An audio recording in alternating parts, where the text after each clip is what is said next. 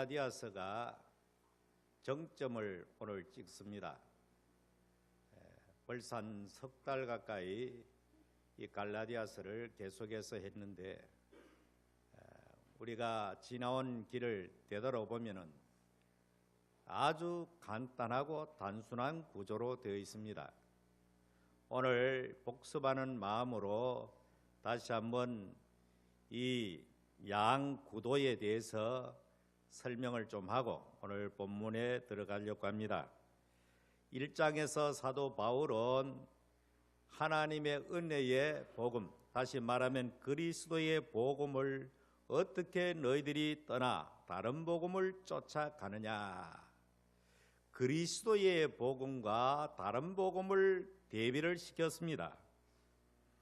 그리스도의 복음은 오직 십자가의 순수한 복음, 그리고 다른 복음은 복음 플러스 율법, 그런 체계로 되어 있는 것을 말하는 것입니다. 그리고 이것은 구약으로 또 돌아가서 복음은 바로 아브라함이 받은 약속과 같은 것이다. 그리고 율법은 바로 모세로부터 받은 모세의 율법, 아브라함의 약속과 모세의 율법을 서로 대립구도로 그렇게 만들었습니다. 그리고 아브라함의 약속의 체계에 있는 사람들, 다시 말하면 그리스도의 복음 안에 있는 자들은 의롭게 되는 길이 약속을 믿는 믿음으로 말미암아 의롭게 되어진다. 반대로 모세의 율법에 속한 자들은 그의 행위로 말미암아 의롭게 되는 길을 가야 되는데, 이것은 전적으로 불가능한 것임에도 불구하고 끊임없이 인간들은 그 율법 아래 사로잡혀 있다, 그런 이야기를 말씀했습니다.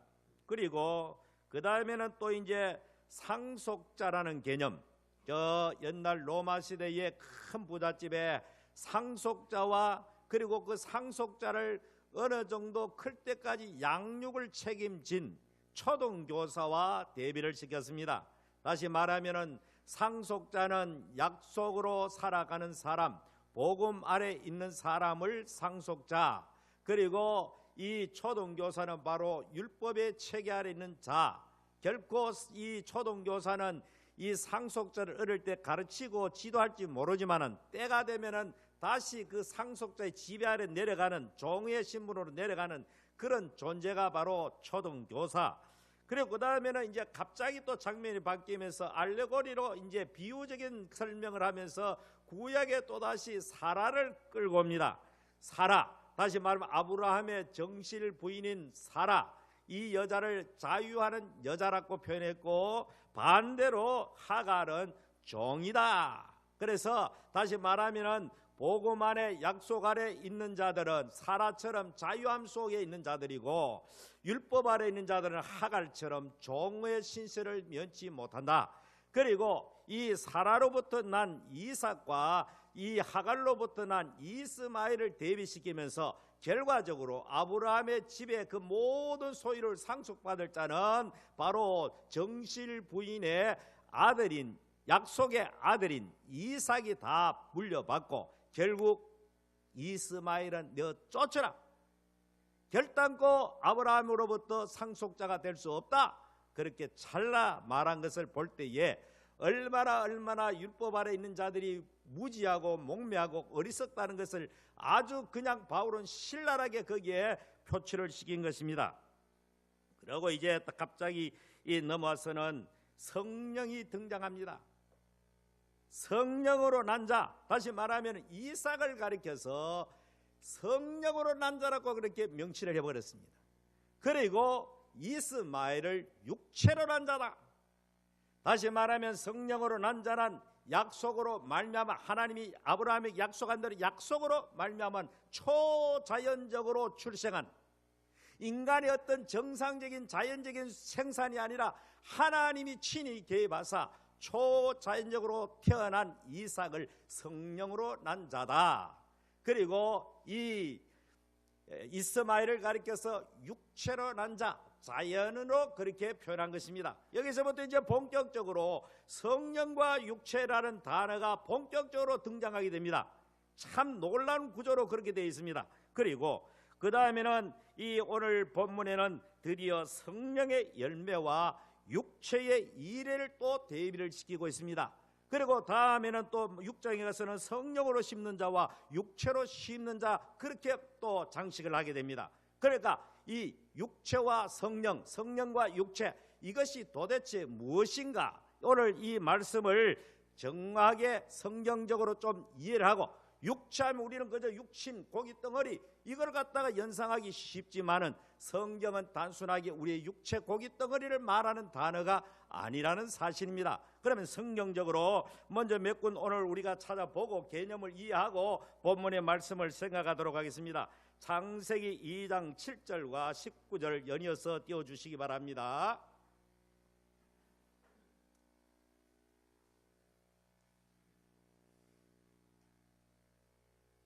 창세기 2장 7절과 19절 안 됩니까?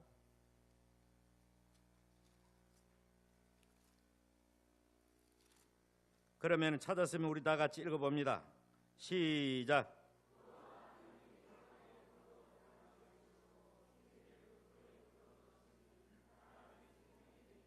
자, 여기에 하나님이 사람을 지을 때에 하나님이 땅의 흙으로 사람을 지으시고 생기를 그 코에 불어 넣으시니 사람이 생명이 된지라, 그렇게 말씀하고, 그 다음 19절 읽어봅니다. 시작.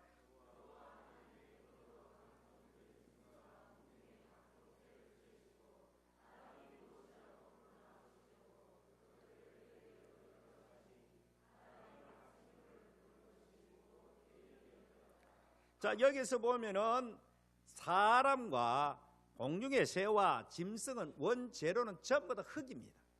동일합니다. 그렇죠?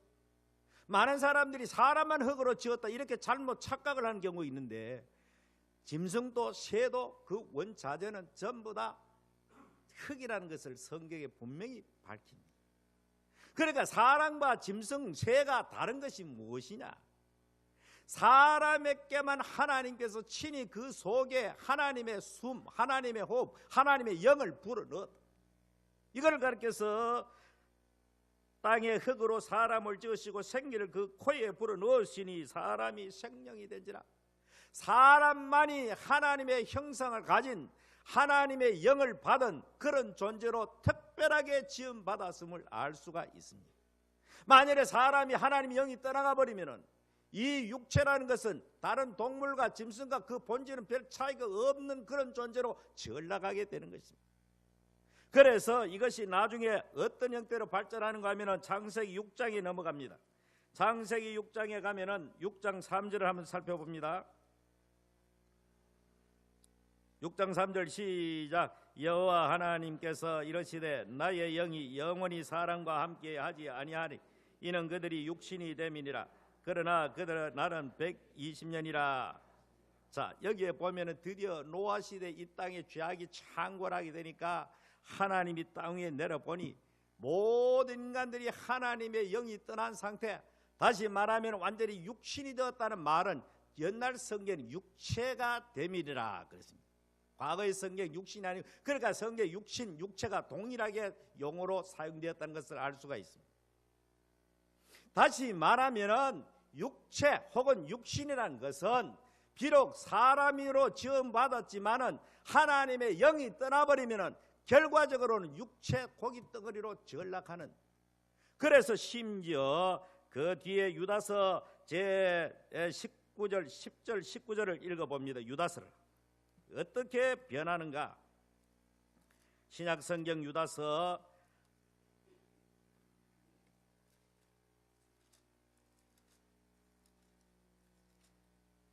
자, 읽어봅니다. 뒤에 있으니까 1장 10절 시작.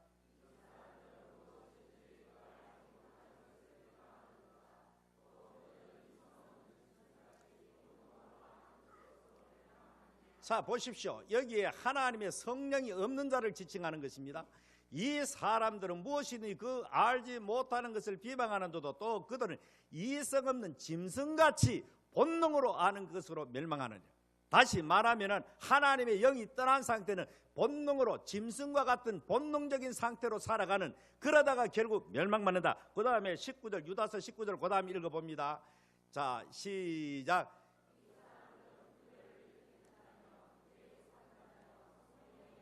위에 있는 그 모든, 유다서에 있는 모든 성령을 떠난 자, 하나님의 영이 없는 자, 이 사람들은 바로 짐승과 별 다를 바가 없는 본능에 속한 자라고 말하고, 결과적으로 이 사람은 육에 속한 자며 성령이 없는 자라, 그렇게 말씀하고 있습니다.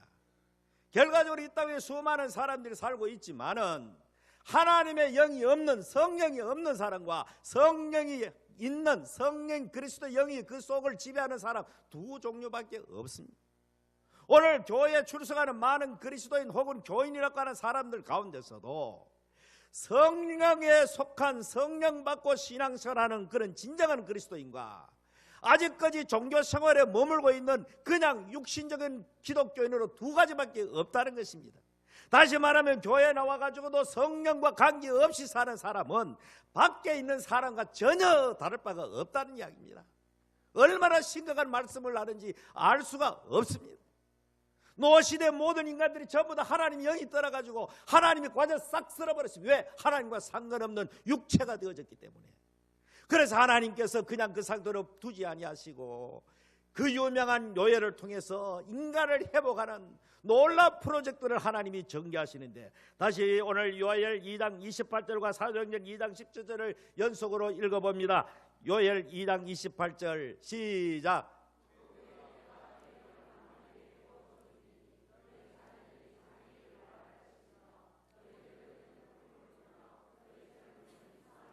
자, 이것이 요엘이 앞으로 먼 훗날 예수 그리스도가 이 땅에 오시고 그가 십자가에 죽으시고 부활하고 승천하신 다음에 오순절 날에 임할 성령의 강림, 모든 육체에게 성령을 부어주실 것을 요엘 선지자가 구약시대에 예언했는데, 이것이 현상적으로 이루어진 것이 사도행전에 돌아가서 사도행전 2장 17절을 읽어봅니다. 사도행전 2장 17절 시작.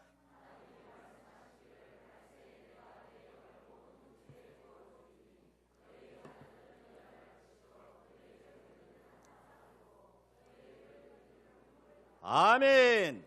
보십시오. 구약의 이 하나님을 떠났던 인간들, 하나님의 영이 떠난 인간들, 다시 말하면 하나님과 상관없는 인간들, 이 인간들을 구원하기 위해서 하나님께서 마지막 날에 요엘 선지자가 예언한 대로 하나님의 성령이, 오늘 이 성경 사도행전 2장 10절 다시 한번 크게 읽어봅니다. 시작. 하나님이 말씀하시기를 말세 내가 내 영을 모든 육체에 부어주리니 너희 자녀들은 예언할 것이요 너희 젊은이들은 환상을 보고 너희 늙은이들은 꿈을 꾸리라. 요엘서를 그대로 이루어진 것을 사도행전에서 말씀하는데, 모든 육체에다가 내 영을 부어주신다. 다시 말하면은 육체에 하나님의 영이 없으면은 아까 말한 대로 짐승과 같고 하나님과 상관없는 자고 멸망할 수밖에 없는 자인 것입니다. 그래서 하나님이 인간 구원을 위해서 성령을 보내심으로, 다시 말하면은 그냥 적당하게 인간을 업그레이드하는 것이 아니고 수리하고 개조하는 상태가 아니고, 저와 여러분은 하나님의 새 창조를 입은 사람들입니다. 보라, 이전 것은 지나가시니 새 사람이 되었다. 오늘 그리스도인은 껍데기는 세상 사람과 다를 바 없지만은 완전히 재창조된 하나님의 창조, 새 창조물이라는 사실을 기억하시기를 바랍니다. 성령이 있는 자와 없는 자는 하늘의 땅 차이입니다. 때로는 성령이 없는 자가 더 종교적인 것이 보이고 더 열심히 하는 것이 보이지만 근본적으로 그 속에 하나님의 생명, 성령이 없기 때문에 하나님과는 상관이 없는 자다. 예수님께서 그리스도의 영 없는 자는 그리스도의 사람이 아니라고 말했습니다. 그렇기 때문에 오늘 이 갈라디아서의 최종 마지막 부분은 바로 육체와 성령의 결정적인 대비를 하는 것입니다. 다시 말하면 율법을 붙들고 율법을 의지하는 그 사람들은 다시 말하면 성령과는 상관없는 자요, 그 율법의 체계 아래 있다가 율법의 정죄 아래 죽을 수밖에 없으니, 오늘 우리는 오직 하나님의 은혜로 주어지는, 값없이 주어지는 예수 그리스도의 십자가를 통하여 하나님의 놀라운 속죄의 은총을 받으면 그 사람에게 하나님은 성령을 선물로 보내주시는 것이 바로 우리가 믿는 기독교의 핵심 교리인 것입니다. 저와 여러분은 다 성령으로 거듭난 성령이 여러분의 심령 속에 내주하고 계심을 믿으시기를 바랍니다. 한 번 그 오신 성령은 영원히 떠나지 않는다고 성경이 분명히 말했습니다. 그러면 우리는 다시는 또다시 옛날 옛 사람으로 옛 율법 체계로 다시 하나의 종교 생활로 전락하는 이 갈라디아 교회 성도들처럼 그렇게 되어서는 안 되는 것입니다. 성령 안에 살아야 되는 것입니다. 그러면은 성령이 오시면은 성령이 예수님께서 십자가에 죽으시고 부활하신 다음에 제자들에게 나타난 장면이 요한복음 20장 22절에 우리 찾아볼 수 있습니다. 요한복음 20장 22절 다 읽어봅니다. 시작.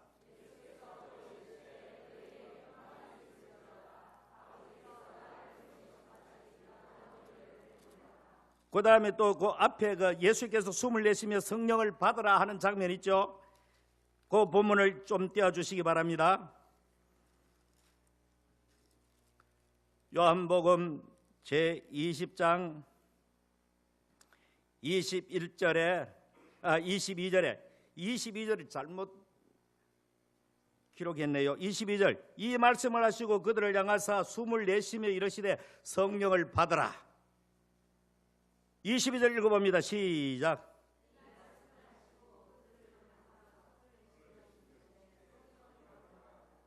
자, 저 뒤에 잘못되었습니다.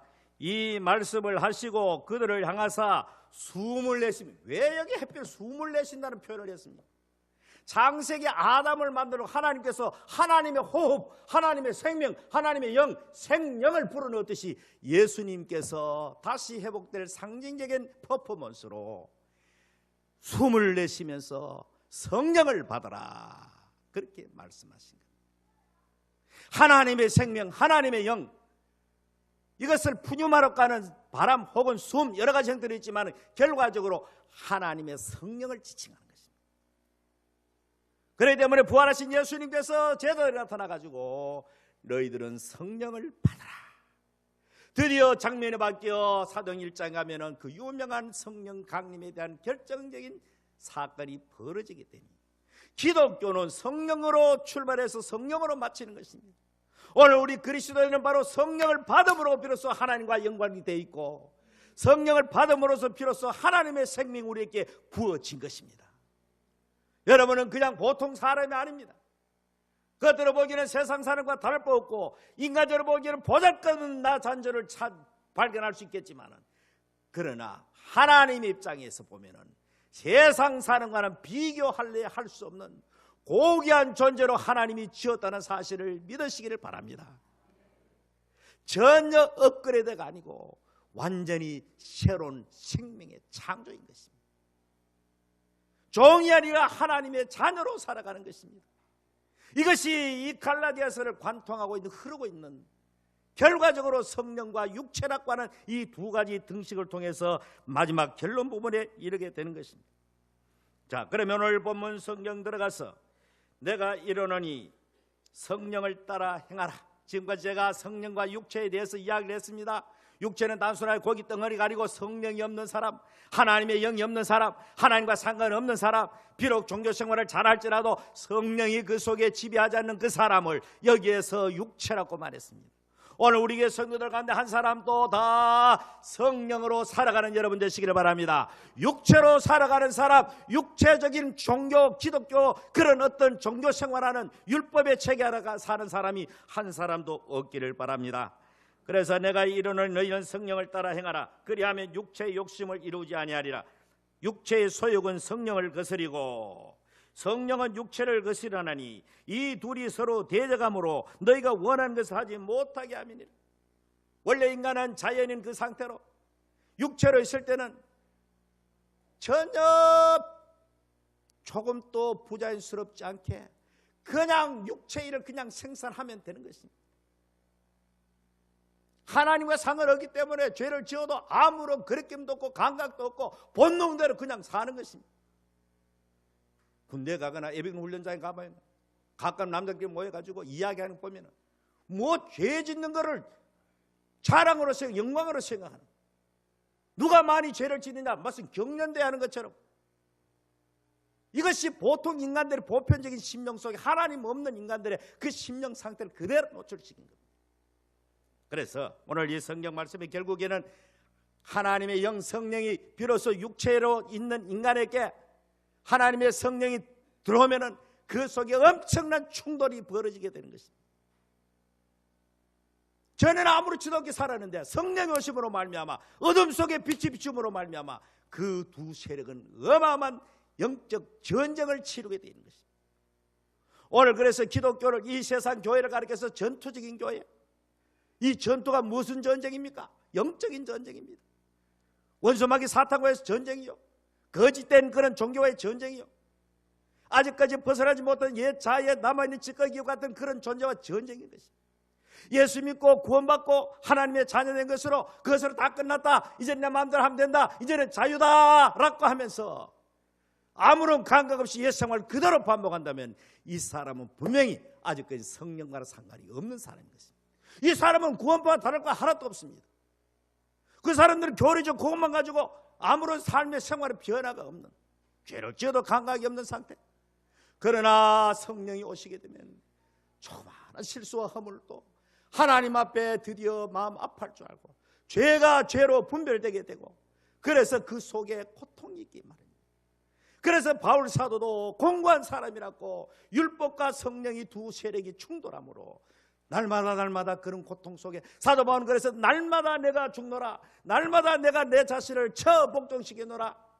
아마 이것은 사도 바울이 일생을 살아가면서 날마다 사도 바울 자신도 육체이기 때문에, 근본적으로는 육체이기 때문에 비록 그 속에 성령이 계시지만은 날마다 그 속에서 영적 전쟁을 치루었다는 것을 알 수가 있습니다. 오늘 우리 그리스도의 성도들도 마찬가지입니다. 예수 믿었다고 성령만 다 무슨 성령군자가 되고 다 그날로 완전히 무슨 천사처럼 되는 것이 아니고, 그렇게 기대하다는 굉장히 실망을 하고 잘못되게 됩니다. 법적으로 하나님 우리에게 의롭다 선언을 받았으나 이제부터는 우리 속에 있는 죄와 내 육신 속에 있는 이 성경 말씀대로 이제는 너희가 하나님을 알 뿐만 아니라 더욱이 하나님 육체의 소욕은 성령을 거스르고 성령은 육체를 거스르니 이 둘이 서로 대적함으로 너희가 원하는 것을 못하게 하려 함이라. 너희가 만일 성령이 인도하시는 바가 되면 율법 아래 있지 아니하리라. 우리는 여전히 넘어지는 연약성을 가지고 있습니다. 그러나 과거와 다른 것은 그때마다 우리는 낙심하는 것이 아니고 절망하는 것이 아니고, 그래도 우리 주님을 바라보고 십자가를 바라보고 날마다 죽고 날마다 사는 이것이 바로 우리 하나님 앞에 갈 때까지 반복되는 성화의 과정 속에, 성화라는 것이 하룻밤 사이에 그렇게 되어지는 것이 아닙니다. 우리는 일생을 살아가며 주님 앞에 서는 그날까지 날마다 싸우며 살아가는 그런 영적인 치열한 삶을 우리가 살아야 되는 것을 이 성경은 말씀해 주고 있는 것입니다. 그래서 우리가 다시 말하면 율법이 뭡니까? 내가 이 법을 지켜야 되겠다, 하나님의 도움 없이 내 인간의 의지로 종교적 행위로 어떻게 하려고 하면 절대로 하나님의 요구에 의해 율법에 도달할 수가 없습니다. 결과적으로 내가 율법을 이루는 것도 내가 아니고 내 속에 가시는 성령께서 우리와 함께 하시고 하나님의 능력이 우리를 붙들어 줄 때 비로소 그것이 온전히 성취되고 이루어져 가는 것입니다. 오늘 여러분들, 그렇기 때문에 우리가 왜 교회에서 성령 충만을 받으러 가냐, 왜 성령을 강조하느냐. 아까 제가 성령을 한 군데 두 군데를 못 받는 요한복음 14장 26절, 요한복음 15장 26절에는 성령이 오시면 성령이 하시는 일에 가장 중요한 것이 무엇인가? 요한복음 14장 26절을 읽어봅니다. 요한복음 14장 26절 시작.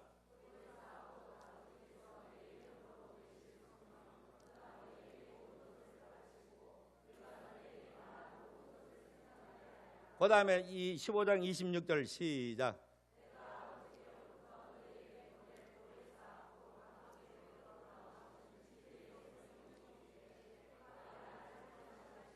자, 성령이 오시면은 나타날 현상 중에서 가장 중요한 것이 바로, 성령은 바로 예수님의 제자들이 3년간 예수님을 따라다니고 목격하고 했지만은 그 영적 의미를 제대로 못 깨달았는데, 성령이 오시게 되니까 예수님께서 선생님께서 하신 그 모든 일을 깨달아지고 이해하게 되었더라. 그리고 그 다음에는 오늘 우리들에게 성령이 오시면은 누구에 대해서 증언한다 그랬습니까?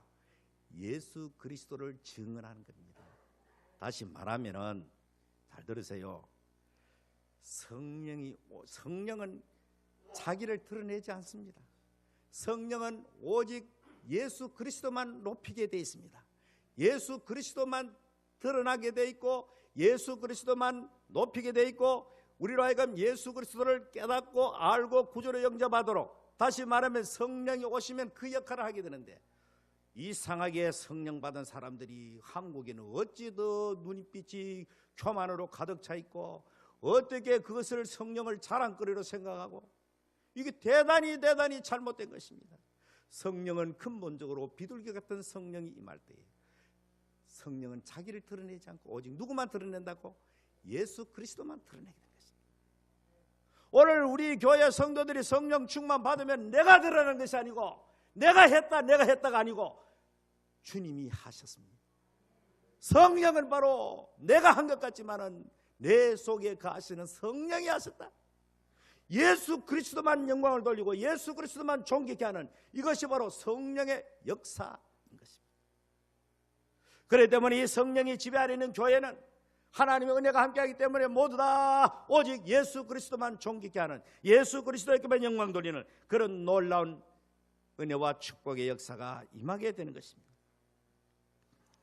그렇지만은 우리가 오늘 이 성경에 보니까 육체의 이름 분명하니 곧 음행과 더러운 것과 호색과 우상 숭배와 주술과 원수 맺는 것과 분쟁과 시기와 분냉과 당짓는 것과 분별함과 이단과 투기와 술 취함과 방탕과 또 그와 같은 것들이라. 여기 이 종류 말고도 그와 같은 것들이라 이 말 속에는 수도 없이 더 많은 이 죄의 육체의 일들이 수도 없이 이루게 할 수 없이 더 많이 있다는 것을 이야기하고 있는 것입니다. 이거는 대표적으로 부패한 인간 속에 그냥 발생하는 자연적으로 나오는 생산되어지는, 인간은 근본적으로 육체 그 자체는 죄의 생산 공장 이상 이하도 아닙니다. 아무리 포장하고 거룩하게 아무리 해도 결과적으로 하나님의 성령의 지배하에 있지 않으면 이런 죄 가운데 벗어날 수도 없고 그냥 그 속에 살다가 결국에는 거리낌없이 짐승처럼 본능적으로 살다가, 이 참 인간의 본능입니다. 모든 인간들에게 존재하는 것입니다. 그러나 성령이 오시면은 결과적으로 어떻게 되는? 성령이 육체와 다른 것. 우리가 이런 죄를 안 지으려고 예를 쓰는 그것이 중요한 것이 아닙니다.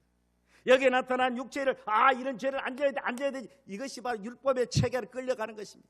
이거를 뛰어넘어서 성령께서 요구하시는, 성령께서 우리에게 추구하시는 성령의 욕구, 성령의 소욕, 성령의 원하심을 우리가 받아들여야 됩니다.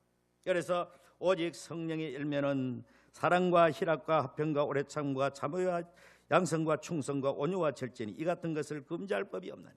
성령의 열매 이 9가지가 있지만 결국에는 사랑으로 출발한 사랑의 하나의 덩어리, 하나의 열매, 단수형으로 되어 있다는 사실입니다. 다시 말하면 성령이 임하고 하나님의 은혜가 임하고 복음이 임하는 곳에는 성령을 통해서 아름다운 열매들이 나타나는 것이 지극히 정상적인 현상이다. 그래서 오늘 교회는 바로 이 성령과 더불어서 하나님의 사랑이 나타나는, 우리의 삶 속에 사랑을 통해 가지고 사랑의 지난주를 만들어 종도를 하면서 모든 사람 앞에 예수 그리스도의 삶을, 우리의 삶을 통해서 실체적으로 나타내 보이는 이런 삶이 바로 성령의 지배 아래 살고 있는 사람인 것입니다. 우리가 무슨 율법을 범하지 말아야 되겠다, 죄를 안 져야 되겠다, 이렇게 하는 그런 것이 아니고 그것보다는 하나님의 성령의 원하심, 성령의 순종하심, 이런 사랑을 통해 가지고 나타나는, 그래서 성령은 오직 사랑으로 열매 맺게 되는 것입니다. 지난주에 말했지만 고린도전서의 12장의 사랑의 은사장이 열거되고 은사 때문에 오히려 시끄럽고 분열되고 그렇게 교만하고 그렇게 하던 그 교회를 향하여 사랑장을 뒤에 대입시킴으로써 모든 은사가 은사되는 것도 사랑을 통해서만이 비로소 제대로 그 은사가 은사된다.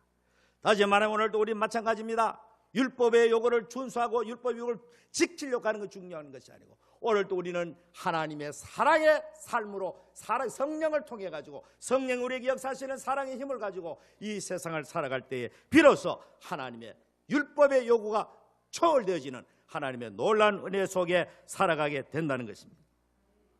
그리고 그리스도의 예수의 사람들은 육체와 함께 그 정욕과 탐심을 십자가에 못 박았나니, 이미 예수님이 십자가에 달려 돌아가실 때 우린 전부 다 그 안에 함께 예수와 함께 십자가 못 박혔고, 지금 또 끊임없이 그것을 바라보고 믿고 고백함으로 날마다 우리 자신을 십자가에 못 박는, 바울이 날마다 자기를 복종시키듯이, 날마다 내가 죽노라고 고백했듯이, 날마다 우리는 이미 십자가에 못 박혀 처리된 옛자에 그렇게 그것을 고백하면서 날마다 하나님의 은혜, 성령의 은혜, 그리고 사랑으로 놀라운 하나님의 율법을 성취해가는, 그리고 마지막 결론 부분에 가서 만일 우리가 성령으로 살면 성령으로 갈지, 그렇습니다. 오늘 우리는 모두 다 성령으로 살아가야 할 사람입니다. 성령의 내주하심과 성령의 인도하심을 따라 율법을 뛰어넘는 놀라운 하나님의 새 계명인 사랑의 계명을 붙들고 그리스도인의 삶을 살아야 되는 것입니다. 그리고 놀랍게도 마지막에 헛된 영광을 위하여 서로 노엽게 하거나 서로 투기하지 말지니라. 이것은 그 교회, 오늘 현실 교회에 주어지는 하나의 경고로 주어진 것입니다. 교회 왜 시끄럽습니까? 헛된 영광을 추구하기 때문입니다. 이게 전부 다 육체의 하나의 부스러기입니다. 우리 총회 지난주일을 총회 대한예수교장로 총회인데요, 뭐 이런저런 뭐 오만 이야기 있는데, 그러나 뭐 생각보다는 잘 넘어갔다는 그런 평가 있지만은 오만 가지 헛된 영광 때문에 그런 일들이 많이 벌어지고 있습니다. 오늘 우리 교회는 헛된 영광 때문에 서로 노예게 하거나 서로 투기하거나 이렇게 하지 않는 것이 바로 하나님의 은혜 속에 사는 사람들의 모습입니다. 헛된 영광을 추구하게 되면 자연적으로 거기에는 갈등과 분열과 시기와 질투와 오만 가지 현상이 따라 나타나게 되어 있는 것입니다. 바울은 그래서 갈라디아 성도들에게 이것을 마지막으로, 성령과 육체를 대비하는 가운데 마지막으로 이것을 말씀하고 있는 것입니다. 오늘 우리 교회 성도들 다 이제는 우리는 성령의 지배 아래 성령의 이끌심을 따라 성령이 내주하심으로 말미암아 사랑을 통해 가지고 율법의 요구를 온전히 성취할 뿐만 아니라 하나님의 영광을 위해서 우리의 몸과 마음을 온전히 다 드리는, 그야말로 영적인 전쟁에서 승리할 수 있는 여러분 되시기를 주의 이름으로 축원합니다. 나의 힘으로 이길 수 없습니다. 내 인간의 힘, 육체의 힘, 내 인간의 의지, 결심, 내 인간의 어떤 노력, 이 가지고는 결코 이루어질 수 없는 오직 하나님의 초자연적인 성령의 간섭과 내주하심과 그분의 뜻을 순종하는 가운데 점진적으로 하나님 그리스도의 형상을 닮아가는, 이것이 그 유명한 성화라고 하는 것입니다. 성령이 없으면 성화가 될 수가 없습니다. 성령을 통해서 비록 작지만은 또 넘어지지만은 또 이렇게 실수하지만은 점진적으로 하나님 앞에 서는 그날까지 우리의 믿음의 진보를 이루며 성령을 통해서 성화되어가는, 그래서 우리 하나님 앞에 설 때는 온전히 영화스러운 귀한 성도의 모습을 가지는 그런 성도가 되기를 축원합니다.